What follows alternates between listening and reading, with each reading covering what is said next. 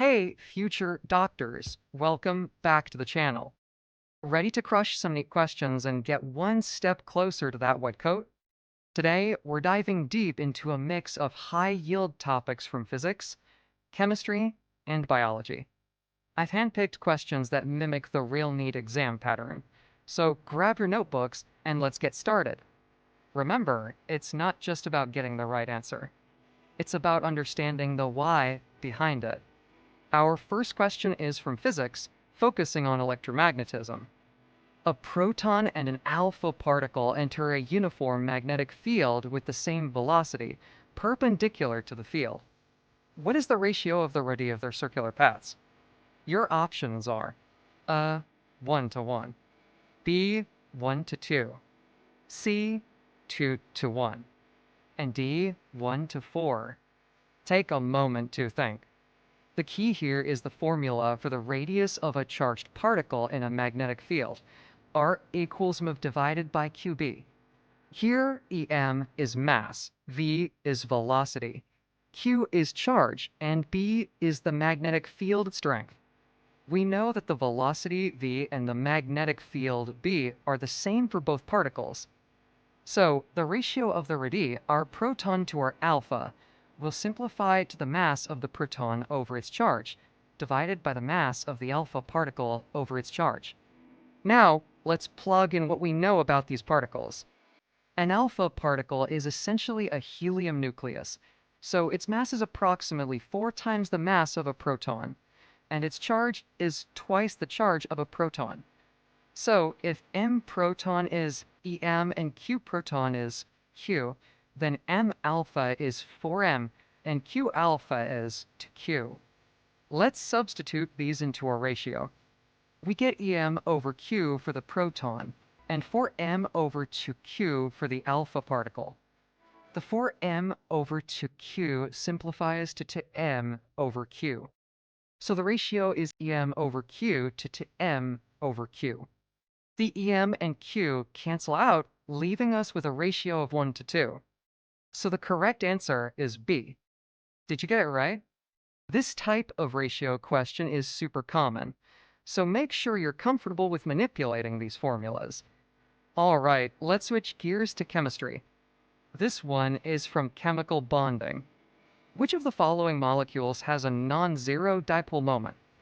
Your options are A. Beryllium dichloride, Bec-L2, B. Boron trichloride, BCl3, C. Carbon tetrachloride, CCl4, and D. Ammonia, NH3. Think about the molecular geometry and electronegativity. Let's analyze each option.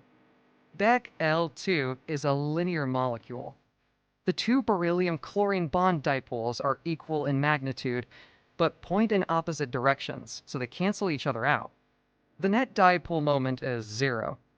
BCl3 has a trigonal planar geometry. Again, the three boron-chlorine bond dipoles are arranged symmetrically at 120 degrees to each other, and they cancel out. So, 0 dipole moment. CCl4 has a tetrahedral geometry. The 4 carbon-chlorine bonds are arranged symmetrically, and their vector sum is 0.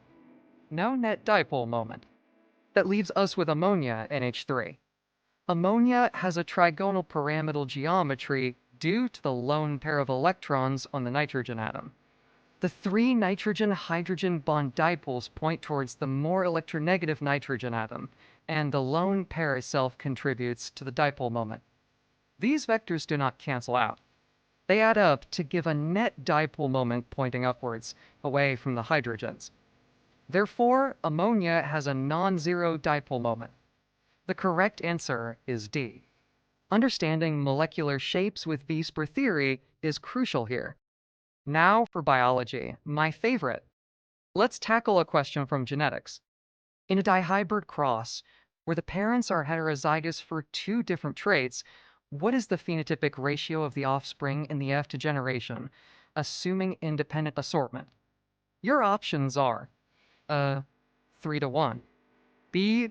1 to 2 to 1, C. 9 to 3 to 3 to 1, and D, 1 to 1 to 1 to 1. This is a classic. If you've studied Mendel's laws, this should be a quick one. A dihybrid cross involves two traits. Let's say we're looking at seed shape, round or wrinkled, and seed color, yellow or green. A heterozygous parent would have the genotype rye. When you cross two such parents, rye crossed with rye, you can use a Punnett square to figure out the outcomes. But a faster way is to remember the classic Mendelian ratio. The F2 generation of a dihybrid cross always exhibits a phenotypic ratio of 9 to 3 to 3 to 1. This means you all have 9 offspring showing both dominant traits, like round and yellow. 3 offspring showing 1 dominant and 1 recessive trait, like round and green.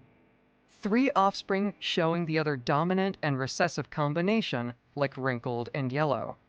And finally, 1 offspring showing both recessive traits, wrinkled and green. So the answer is C. This ratio is fundamental to genetics, so make sure it's burned into your memory. Back to physics. This time, let's do a problem from thermodynamics. An ideal gas undergoes an isothermal expansion. Which of the following statements is true? A. The internal energy of the gas increases. B. The internal energy of the gas decreases. C. The internal energy of the gas remains constant. D. The work done by the gas is 0. The keyword here is isothermal. Iso means same, and thermal means temperature.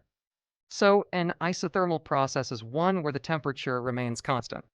Now, what do we know about the internal energy of an ideal gas?